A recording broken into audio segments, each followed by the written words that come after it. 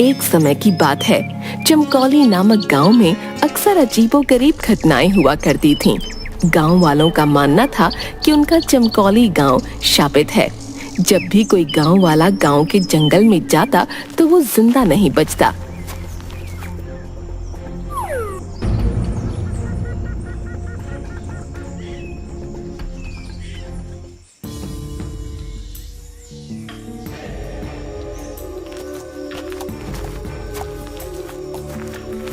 एक दिन गांव का चंदू किसान अपनी गाय के साथ जंगल के रास्ते होते हुए गांव जा रहा था।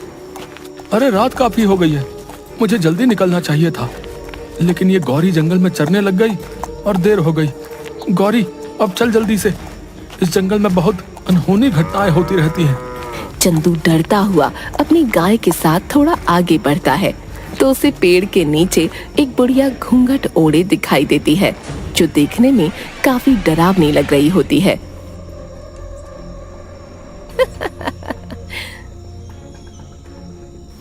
ओह, अच्छा तो तुम आ ही गए।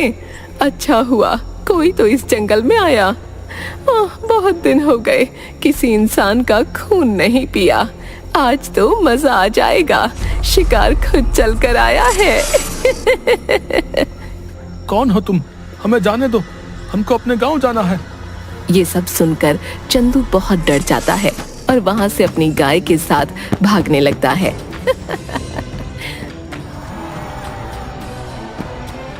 भाग, अरे तेज भाग मेरी गौरी, नहीं तो आज हम दोनों नहीं बच पाएंगे। तभी वो घूंघट वाली बुढ़िया उसके सामने आ जाती है।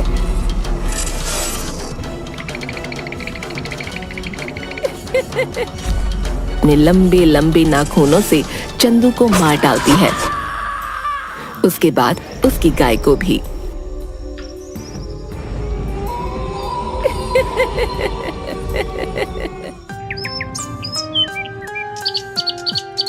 अगली सुबह ये खबर गांव वालों को पता चलती है। गांव के लोग ये जानकर बहुत हैरान हो जाते हैं। अरे भैया, सुना है उस घूंघट वाली बुढ़िया ने कल रात चंदू किसान और उसकी गाय को मार डाला। भैया, ये तो अच्छा नहीं हुआ भैया। हाँ भैया, अब तो इस गांव में रहते भी डर लगता है, लेकिन क्या करें भैया, गांव छोड़कर भी तो नहीं जा सकते ना। वो जो जंगल है वो गांव के बीचों बीच ही पड़ता है भैया, आखिर जाएं भी तो कहाँ। और ये बोलते हुए वो दोनों बहुत उदास हो जाते हैं। चंदू के मरने की खबर उसके घर पहुंचती है। चंदू किसान का बेटा पप्पू जोर जोर से रो रहा होता है।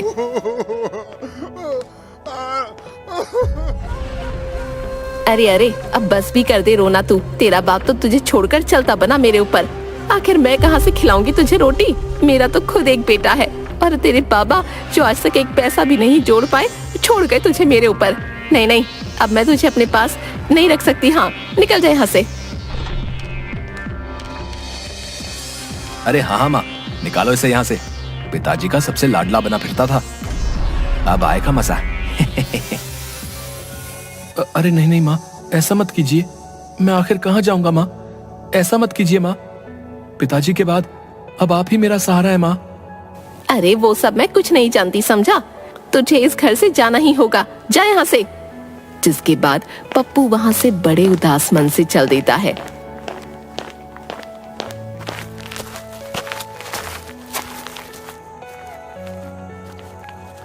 चलते चलते वो गांव के उसी जंगल में आ जाता है। जैसे ही पप्पू अंदर जंगल में जाता है, उसे डरावनी आवाजें सुनाई देने लगती हैं। वो बहुत डर जाता है। अरे अरे, ये कैसी अजीब सी आवाज है, मुझे तो बहुत डर लग रहा है। हे भगवान, इस गांव से बाहर जाने का एक यही रास्ता है जो जंगल से होकर गुजरता है। हे भगवान, मेरी सहायता कीजिए, अभी तो मुझे बहुत भूख भी लगी है। हाँ। और जिस ओर से डरावनी आवाजें आ रही होती हैं, उस ओर चल देता है। तभी वो देखता है कि वहीं पेड़ के नीचे घूंघट में एक बुढ़िया बैठी है। आ गया तू, अब मुझे एक नया शिकार मिल गया। उसकी ये बात सुनकर पप्पू काफी डर जाता है। हे भगवान, अब मैं क्या करूं?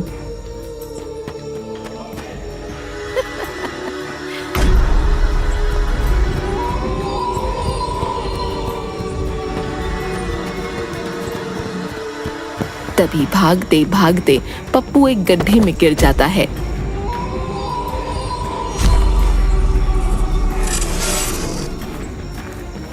जैसे ही पप्पू उस गड्ढे में गिरता है, वो एक ऐसी जगह पहुंच जाता है जहां बहुत रोशनी होती है। काफी बड़े बड़े पेड़ होते हैं और उन्हीं पेड़ों के पास एक बहुत ही सुंदर नदी होती है। वहां आसपास अलग अलग तरह के पक्षी और जानवर घूम रहे होते हैं। सबको देख पप्पू हैरान रह जाता है। अरे ये मैं कहाँ गया हूँ? ऐसा अजीब सा जंगल तो मैंने कभी नहीं देखा।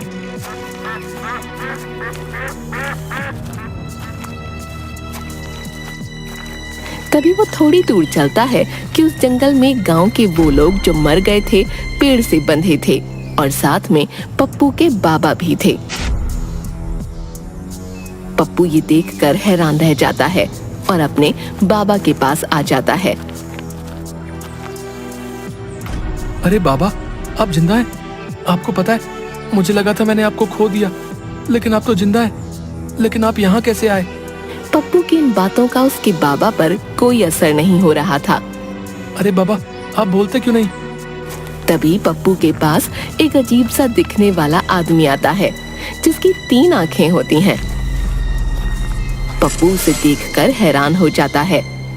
अरे बेटा, तुम मुझसे डरो मत, मैं तुम्हें कुछ भी नहीं करूंगा। इस जादुई जंगल में आसानी से कोई नहीं आ सकता। अगर तुम यहाँ आए हो तो जरूर तुम में कोई खास बात अवश्य है। लेकिन आप कौन है? और यहाँ पर मेरे गांव के वो सारे लोग मौजूद हैं जो मर गए थे, यहाँ तक कि मेरे बाबा भी।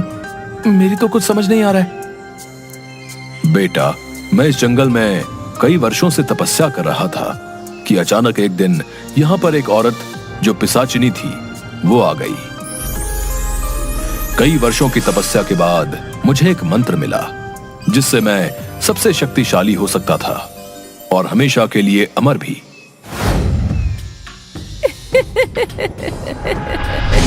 लेकिन इस बात की खबर उस पिशाचिनी को लग गई और यहाँ मुझे मारने आ गई। मैं पिशाचिनी हूँ। मुझे पता चल गया है कि तेरे पास वो जादुई मंत्र है। मुझे वो जादुई मंत्र बता, मैं इस दुनिया में अमर होना चाहती हूँ। उस समय अगर मैं पिशाचिनी को जादुई मंत्र नहीं बताता तो वो मुझे मार डालती, इसलिए मैंने उसे वो जादुई मंत्र बता दिया। लेकिन क्योंकि वो एक पिशाचिनी औरत थी, इसलिए उसे अमर होने के लिए उस जादुई मंत्र के साथ साथ कुछ लोगों के खून की भी जरूरत थी, जिनका खून पीकर वो अमर हो सकती थी। तब से ही पिशाचिनी अपना भेष बदलकर अलग अलग गांव में जाती है और लोगों को मारकर उन्हें यहाँ इस जंगल में ले आती है और उनका सारा खून पी जाती है।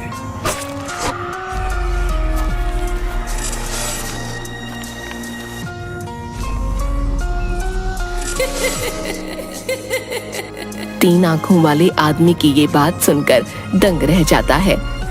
तो क्या अब मेरे बाबा और मेरे गांव के सभी लोग कभी जिंदा नहीं हो पाएंगे? बेटा, जिंदा हो सकते हैं, लेकिन इसके लिए तुम्हें एक कठिन राह से गुजरना होगा। वो घूंघट वाली औरत ही पिशाचिनी है जो तुम्हारे गांव के लोगों को मारा करती है। अब बस उसे कुछ ही लोगों के खून की जरूरत है, जिसके बाद वो उस जादुई मंत्र से अमर हो जाएगी। अगर ऐसा हुआ तो तुम कभी भी अपने पिता और बाकी गांव वालों को कभी जिंदा नहीं कर पाओगे। सिर्फ एक ही रास्ता है जो उस घूंघट वाली पिशाचिनी को अमर होने से रोक सकता है, लेकिन राह बहुत कठिन है। मुझे वो राह बताएं। मैं अपने बाबा और गांव वालों को फिर से जिंदा करना चाहता हूँ। बताएं मुझे क्या करना होगा। तभी वो 3 आंख वाला आदमी पप्पू को एक जल का लोटा देता है। पप्पू, इस सिद्ध जल के कलश को लेकर तुम्हें उस पिशाचिनी के पास जंगल में जाना होगा और जिस वृक्ष के नीचे वो अपने शिकार का इंतजार करती है, उसी वृक्ष के ऊपर एक उल्लू निवास करता है। उसी उल्लू में उस पिशाचिनी के प्राण हैं। अगर उस उल्लू के ऊपर तुम इस सिद्ध जल को छिड़क दो तो उसका अंत निश्चित है। आप मुझ पर भरोसा करें, मैं अपने बाबा और गांव वालों के लिए अपने प्राणों से खेल जाऊंगा। कलश लेकर तो तुम जाओगे, लेकिन ध्यान रहे, ये कलश अगर गलती से पिशाचिनी ने छू लिया तो इसकी सारी शक्ति खत्म हो जाएगी। एक बात और, ये काम तुम्हें सूर्यास्त के वक्त ही करना होगा। अगर उस पहर से पहले तुम काम न कर पाए तो रात होते ही उल्लू वहां से उड़ जाएगा। उसके बाद उसका पता लगा पाना बहुत मुश्किल होगा। आपकी कही सब बातों का मैं ध्यान रखूंगा। अब आप मुझे आज्ञा दें। तुम अपने कार्य में कामयाब होकर लौटो। सभी का आशीर्वाद तुम्हारे साथ है।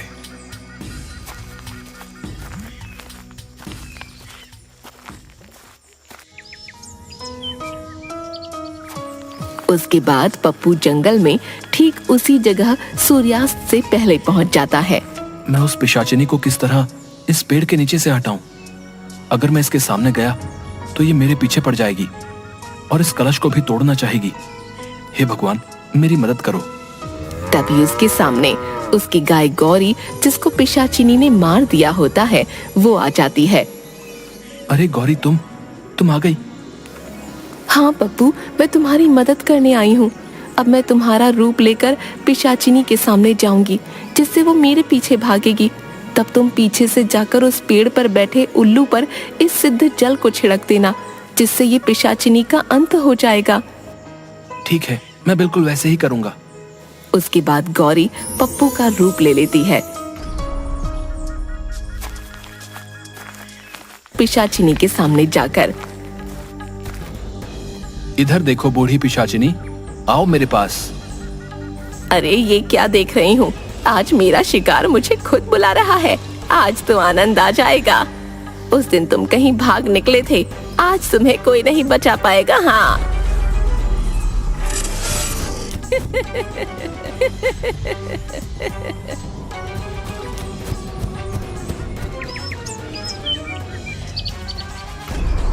सूर्यास्त होने ही वाला है।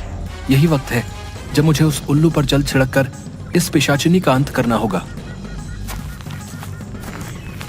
पप्पू झट से उस पेड़ पर चढ़ जाता है और देखता है कि एक बहुत भयानक सा उल्लू पेड़ की डाल पर बैठा हुआ है। पप्पू कलश से जल उस पर छिड़क देता है, जिससे उल्लू जलकर खाक हो जाता है। और वहीं दूसरी ओर पिशाचिनी गौरी के पीछे भागते हुए जलने लगती है। अरे ये क्या हो रहा है? मेरा शरीर कैसे जल रहा है?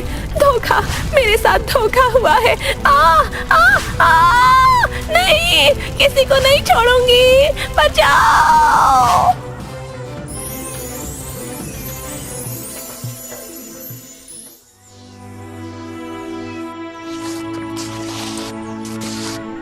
धन्यवाद ईश्वर, मैं इस राक्षसी का अंत करने में सफल हुआ। उसके खत्म होते ही पप्पू के बाबा और सभी गांव वाले उस 3 आंख वाले आदमी के साथ वहां आते हैं, जिन्हें देखकर पप्पू बहुत खुश हो जाता है। अरे बाबा, आप जिंदा हो गए। मेरे प्यारे बाबा, देखो मैं आपको अपने पास फिर से ले आया। हाँ मेरे बच्चे, देख मैं तेरे पास आ गया हूँ। वाह पप्पू, तुम सच में बहुत बहादुर और साहसी हो। तुमने उस पिशाचिनी घूंघट वाली बुढ़िया को हमेशा के लिए मुक्त कर दिया है। अब वो बहुत दूर जा चुकी है। अब तुम्हारा गांव शापित नहीं रहा बेटा। अब किसी भी गांव वाले की मौत नहीं होगी, और ये सब तुम्हारे ही कारण हो पाया है। ये सुनकर वापस जिंदा हुए सारे गांव वाले भी पप्पू का धन्यवाद करने लगते हैं। मुझे माफ कर दो पप्पू, मैंने तुम्हारे साथ बहुत गलत व्यवहार किया। मेरे मन में आपके लिए कोई कड़वाहट नहीं है माँ। देखो पिताजी अब हमारे साथ हैं। हम सब अब साथ रहेंगे। अरे वाह बेटा, तुमने जो हमारे लिए किया वो कोई नहीं कर सकता था। तुम वाकई ही हमारे गांव के नायाब हीरे हो। हाँ, हम तो तुम्हें पाकर धन्य हो गए बेटा।